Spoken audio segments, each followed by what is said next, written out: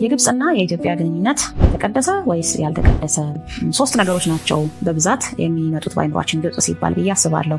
የመጀመሪያው ከአባይ ወንዝ ጋር ተያይዞ ያለው የሺዎች ዘመናት ሽኩቻ፣ ሁለተኛው ደግሞ ከግብጽ ጋር አያይዘን የምናስበው ነገር ከግብጽ ኦርቶዶክስ ተዋሕዶ ቤተክርስቲያን ጋር የኢትዮጵያ ኦርቶዶክስ ተዋሕዶ ቤተክርስቲያን የነበራት የዘመናት ግንኙነት። በተለይ ደግሞ ብዙ የተማሩ ሊቃውንት ኢትዮጵያ ውስጥ እያሉ ለምንድን ነው ከግብጽ ጳጳስ እናስመጣ የነበረው ለ1600 ዓመታት ያህል ያው ብዙ ወርቅና ብር ስጦታ እየተላከ ያንን ግንኙነት እንዴት ልንቀጥለው ቻልን የሚለው ብዙዎችን ያመራመረው ጥያቄ በአይምሯችን ውስጥ ይመጣል ግብጽ ሲባል።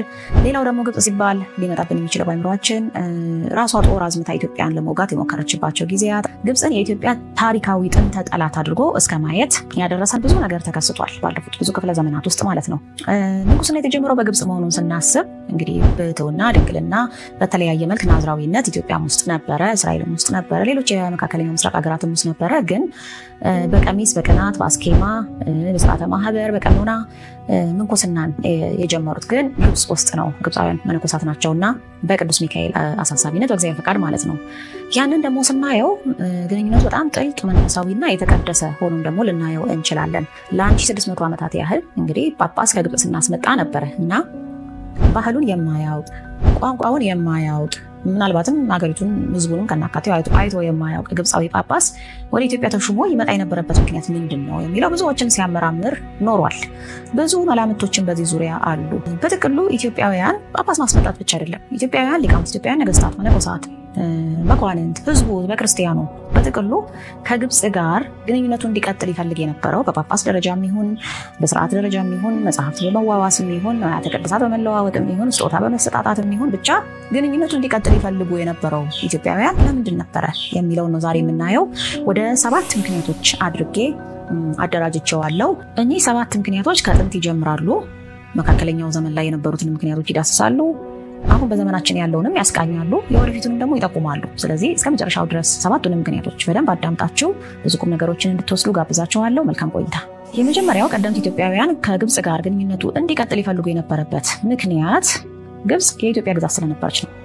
አሁን ከምናየው የካርታ አደረጃጀት ወጣ ብለን እናስበውና ጥንት ከክርስቶስ ልደት በፊት ከዛም በኋላ ለተወሰኑ ጊዜያት ግብጽ ሰሜናዊቷ ኢትዮጵያ ነበረች። ግብጽ የካም ምድር ተብላ ነው የተጠራችው በመጽሐፍ ቅዱስ ላይ።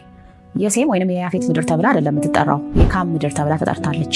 እስራኤላውያንን ከካም ምድር አወጣ የሚል አይነት አገላለጽ ቅዱስ ዳዊት ራሱ በመዝሙሮቹ ሲጠቀም እናያለን። ለምሳሌ መዝሙር 104 ውስጥ ታገኛላችሁ። እና በጥንቱ የኖህ ልጆች የምድር ምድብ አከፋፈል ዕጣ ወጥቶላቸው ሲከፋፈሉ አፍሪካ ለካም የደረሰችው ኩሽ የኢትዮጵያውያን አቅኚ ወይንም ቅድመ አያታቸው አባታቸው ነው ተብሎ ይታመናል።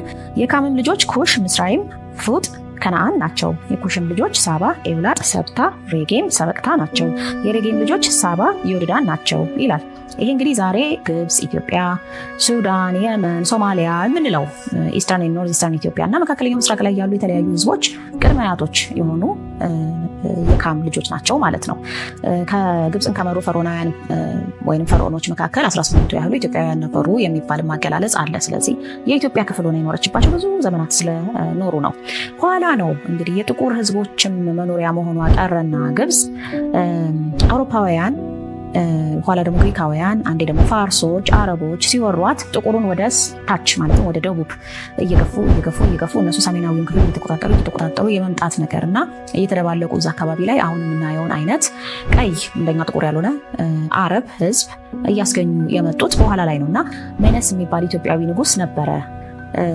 ነጮችና አረቦችን ከኤዥያ የሚመጡትን በተለይ ገፍቶ የኢትዮጵያ ምድርነቷን ያስመለሰ ሎወር ኢጂፕት እና አፐር ኢጂፕት ተብላ ተከፋፍላ የነበረችውን ማለትም ሰሜናዊውን የግብጽ ክፍል ኤዥያኖቹ ተቆጣጥረውት ጥቁሮች ደግሞ ወደታች ተገፍተው፣ ጥቁሮች ሲባል አሁን ኢትዮጵያውያንንም ያካትታል፣ ሌላውንም የአፍሪካ ህዝብ እዛ አካባቢ ላይ ይኖር የነበረውን ሰሜናዊው አፍሪካ ላይ ይኖር የነበረውን ጥቁር ህዝብ ያካትታልና ወደታች ተገፍተው ወደ ደቡብ ክፍል መጥተው የነበረው አፐር ኢጂፕት ተብሎ የነበረው ማለት ነው። ሎወር ኢጂፕት የሚባለው ወደ ሰሜን ያለው ነውና እንደዛ ተብሎ ተከፍሎ የነበረውን አንድ አደረገ።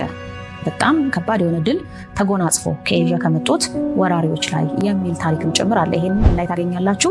The Destruction of Black Civilization የሚባል ቻንስለር ዊሊያም የሚባል ሰው የጻፈው መጽሐፍ ቻፕተር 2 ወይንም ምዕራፍ 2 ላይ ይሄን ታሪክ በደንብ አድርጎ ተርኮታልና እንደውም ምንድነው የሚለው የቻፕተሩ ርዕስ Ethiopia's oldest daughter Egypt ብሎ ነው የሚጀምረው። ስለዚህ ኢትዮጵያን እንደራሳቸው ግዛት ያዩዋት ስለነበረ ነፃ ለማውጣት ይዘምቱ ነበር ማለት ነው። ግብጽን ነፃ ለማውጣት ከኤዥያውያን ወራሪዎች ማለት ነው።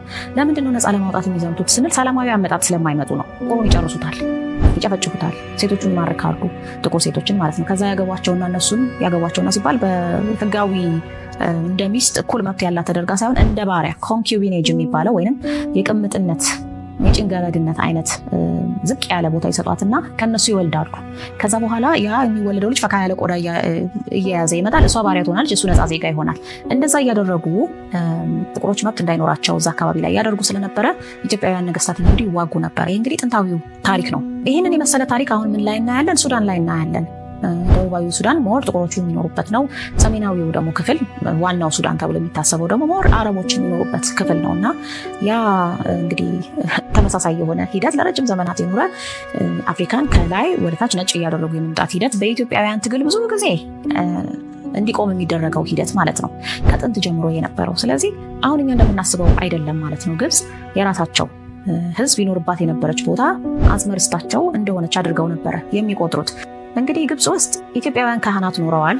ፀሐይን ማለትም ክርስቶስን በፀሐይ መስለው አምላክ ይወርዳል ይወለዳል ብለው በፀሐይ መስለው ያመልኩ የነበሩ ኢትዮጵያውያን ነበሩ በግብጽ ቤተ መቅደሶች ውስጥ። ስለዚህ በዚህ ውስብስብ ታሪክ ውስጥ እንግዲህ እነ ሄሊዮፖሊስን የመሰሉ ትልልቅ ከተሞች ግብጽ ኖረዋት ያውቃሉ። ሄሊዮፖሊስ አሁን ፍራሿ ነው ያለው። ፍራሿ በብዛት ካይሮ ናት ያለችበት ሄሊዮፖሊስ ላይ። ነገር ግን ጥንት ሄሊዮፖሊስ ማለት የፀሐይ ከተማ ማለት ናት፣ ቃል በቃል ማለት ነው። ሄሊዮፖሊስ ያሏት በእርግጥ ግሪኮች ናቸው። በኋላ በራሳቸው በግብፃውያን አጠራር ግን ኦን ነበር የምትባለው። ኦን የምትለው ቃል ደግሞ ትታወቃለች በቤተክርስቲያን ዮን ወይንም ኦን፣ ጥንተ ዮን እየተባለ ባህር ሀሳብ ላይ ቀመር ሲሰላ የዘመናት የሚጠቀሙት አጠቃቀም አለ ሊቃውንትና። ኦን ማለት ምን ማለት ነው? ጥንተ ፀሐይ፣ ጥንተ ጨረቃ፣ ጥንተ ከዋክብት ማለትም ብርሃናት የተፈጠሩበትን ዕለተ ረቡዕን የሚያመለክትና ከዛን ጊዜ ጀምሮ ያለውን ዘመን የሚቆጠርበት። ስለዚህ የዛን ታሪክ ይዛ የተመሰረተች ከተማ ስለሆነች ሄሊዮፖሊስ